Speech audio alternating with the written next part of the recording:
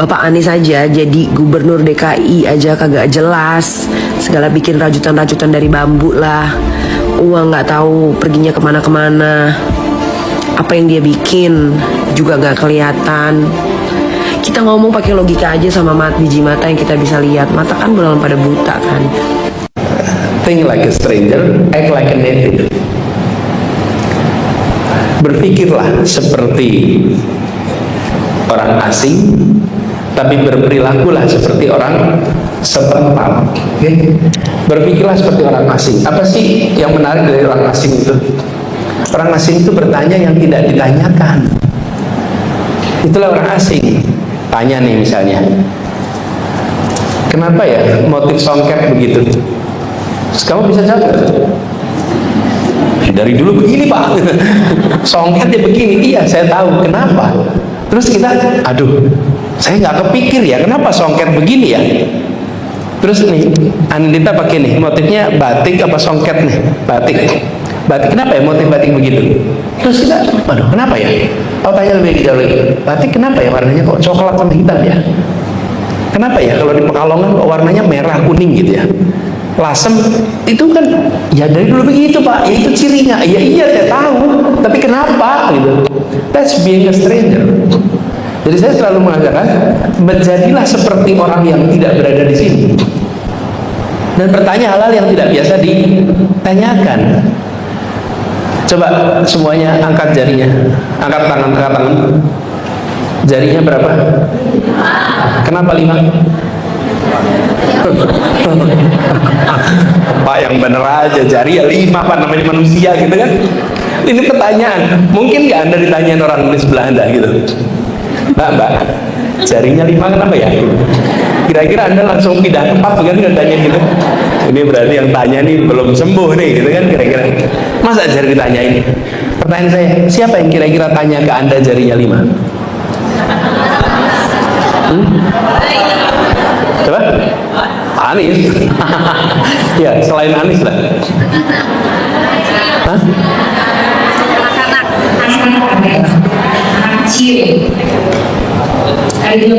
Ya, anak kecil. Atau kalau memang ada iti, tahu iti ya? Makhluk luar angkasa. Kalau ada tuh gitu, dia datang ke bumi, dia pasti tanya, kenapa ya ada di sini dan hidung gitu? Kenapa ya dua matanya? Kenapa? Kita itu udah nggak tanya lagi. Kenapa? Karena kita berada di dalam dunia manusia. Di dalam dunia manusia, ya namanya manusia pasti jarinya 5, matanya 2. Itulah umumnya. Karena itu kita bertanya lagi. Nah, seringkali kita itu terlalu dalam hidup dalam diri kita sendiri, dalam lingkungan kita, sampai kita menerima apapun yang ada tanpa pernah mempertanyakan. Akhirnya nggak punya jawaban. Kenapa songket begitu? Ya dari dulu pak. Kenapa batik begitu? Ya dari dulu. Nah, efek dari tidak bertanya itu, kemudian kita tanpa sadar menerima, tanpa sadar tidak menumbuhkan kemampuan berpikir kritis. Jadi untuk tumbuh kemampuan berpikir kritis, tarik diri Anda sedikit keluar dari apapun dunia itu. Nah, ini pengalaman saya selama ini. Saya selalu mencoba selalu bertanya dengan itu, why? Kenapa? Why? Everything, why? Dan saya memimpin kalau di organisasi bukan dengan instruksi tahap mulainya, tapi dengan pertanyaan why. Nah, dengan begitu teman-teman, kita bisa menumbuhkan kemampuan berpikir kritis. Dan ini terkait IM nih, ini pengalaman zaman dulu ketika rekrutmen IM. Itu kalau rekrutmen suka ada yang begini, Pak saya tertarik ikut Indonesia Mengajar Pak, syaratnya apa? Oh jawab saya, Anda nggak usah daftar. Kalau tanyanya syaratnya apa? Karena syarat itu bisa dibaca di website. Kalau Anda ketemu saya dan tanya syaratnya apa, nggak usah ikut. Kami butuhnya orang yang begini, Pak kenapa syaratnya di bawah umur 25? Pak kenapa syaratnya belum menikah? Oke? Itu adalah pertanyaan yang menimbulkan percakapan. orang. Tapi kalau pertanyaan yang tadi menimbulkan percakapan nggak? Enggak. Pertanyaan 1, 2, 3, lihat di website aja, ada semua. Nah, teman-teman, memancing pertanyaan-pertanyaan yang menumbuhkan percakapan, yang menumbuhkan kemauan untuk membandingkan, itulah yang kita butuhkan. Waktu saya masih SMA menuju kuliah, saya ini diberi oleh-oleh oleh paman saya sebuah buku yang sangat berkesan. Saya nggak tahu buku itu masih ada atau tidak, tapi buku lama, namanya Breakthrough Thinking. Anandita cek coba di Google, masih ada nggak tuh buku itu? Namanya Breakthrough Thinking. Karena itu buku saya ingat sekali. Karena saya lulus SMA menuju kuliah, terus diberi oleh-oleh sebuah buku namanya. Hakim itu mudah ditekan karena apa? Masa lalunya sering salaman. Karena itulah kenapa dulu ada KPK.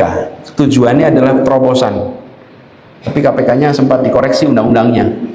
Walaupun yang koreksi nggak tahu katanya. Saya bisa ceritakan anekdotal teman-teman di tingkat kepemimpinan nasional. Yang kemudian pesan apapun dari kepemimpinan nasional itu bergaung. Pemberantasan korupsi bukan satu-satunya indikasi usaha mengembalikan integritas, bukan.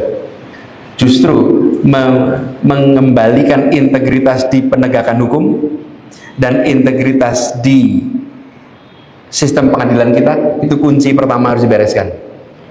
Bukan mencari siapa koruptornya, tapi bagaimana institusi penegakan hukum dan institusi pengadilan kita menjadi institusi berintegritas, supaya hakim-hakim kita hakim-hakim yang tidak bisa ditekan oleh siapapun. Hakim itu mudah ditekan karena apa? Masa lalunya sering salaman, sering ada masa, itu mudah sekali ditekan. Perkara A, B, C, D, mudah sekali ditekan. Ini teman-teman harus dibereskan. Kalau tidak dikoreksi, sulit. Karena itulah kenapa dulu ada KPK. Tujuannya adalah terobosan. Tapi KPK-nya sempat dikoreksi undang-undangnya. Walaupun yang koreksi nggak tahu katanya. Tapi kembali kepada persoalan ini teman-teman, bereskan di aspek itu. Dalam jangka pendek, institusi ini penting. Yang kedua, governance di pemerintahan. Governance di pemerintahan ini, tata kelola pemerintahan yang benar, ada begitu banyak aturan main yang membuat orang terjebak di dalam persoalan korupsi. Bukan diniati untuk korup, tapi aturan mainnya sering membuat orang terjebak di dalam peristiwa korupsi. Korup itu 3, karena kebutuhan, karena keserakahan, dan karena sistem. Yang karena sistem ini bisa diperbaiki dengan cepat. Yang karena kebutuhan, gajinya dipenuhi. Yang karena keserakahan, hukumannya dibesarkan, dibuat jerakan. Nah, ini teman-teman sekalian, bereskan aspek itu. Lalu jangka panjang, institusi pendidikan. Dan tokoh-tokoh yang berada di dalam panggung-panggung utama Republik harus menunjukkan keseharian dan praktek-praktek kehidupan yang berintegritas. Jadi praktek-praktek ini dibutuhkan. Teman-teman sekalian, saya pernah berapa kali ceritakan, tapi ceritakan di sini. Saya suatu ketika menjemput Bang Imad, pembicara di kampus gini, seperti saya sedang bicara sekarang. Yang saya undang namanya Imaduddin Abdurrahim. Saya jemput Bang Imad di bandara di Sucipto, lalu jalan naik mobil, saya nyetirin, sambil jalan saya ngobrol, saya bilang, Bang Imad, saya baru sadar bahwa Bang Imad itu ternyata insinyur listrik, karena bukunya kuliah tauhid seperti Ustadz ini. Ternyata insinyur listrik.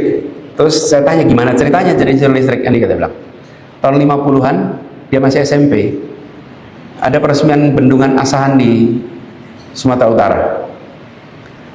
Halo teman-teman, berjumpa bersama saya di Politik Dangi ya. Kalau kita melihat bagaimana kemudian Nikita Mirzani pada saat Pilpres yang lalu ya, itu selalu saja menyerang Anies Baswedan, selalu saja itu menyindir Anies teman-teman ya. Dan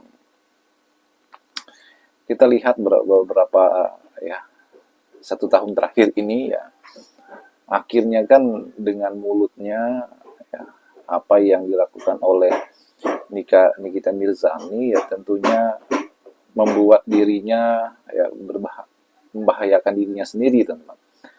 terbukti bagaimana Nikita kemudian saat ini ya, karena mulutnya sendiri, karena sikapnya sendiri itu malah sekarang kan jadi tahanan ya. Ini sangat-sangat terlihat sekali ya karma Anies, bagaimana ia kemudian ya di penjara saat ini, teman-teman. Anies Baswedan ya, walaupun kalah di pilpres yang lalu, teman-teman ya, tentu kalau kita melihat bagaimana Pilgub Jakarta, teman-teman, seharusnya Anies itu menjadi gubernur. Seharusnya Anies itu menjadi gubernur yang bawa perubahan untuk Jakarta sebenarnya. Kenapa? Karena ya, pada saat itu elektabilitas Anies itu yang paling tertinggi di antara semua calon. Bagaimana Anies pada saat itu ya, elektabilitasnya bahkan tembus 30% lebih, teman-teman ya, dibandingkan calon-calon yang lain pada saat itu ya. Ada Ridwan Kamil pada saat itu ya, dan itu membuktikan bahwa Anies Baswedan ya mempunyai potensi yang besar sebenarnya. Namun ya karena politik begitu kejam, ya akhirnya Anies dijegal, nggak bisa maju, nggak ada calon yang, nggak ada partai yang mencalonkan. Kemudian partai-partai yang sudah mendukung Anies pun cabut ya, dan tidak mendukung Anies lagi, teman-teman. Namun jeniusnya PD Perjuangan ya, mendapat kesempatan bisa mencalonkan kadernya sendiri ya. Kemudian Anies bergabung ya untuk mendukung Pramono Anung dan Rano Karno. Apa yang terjadi ya?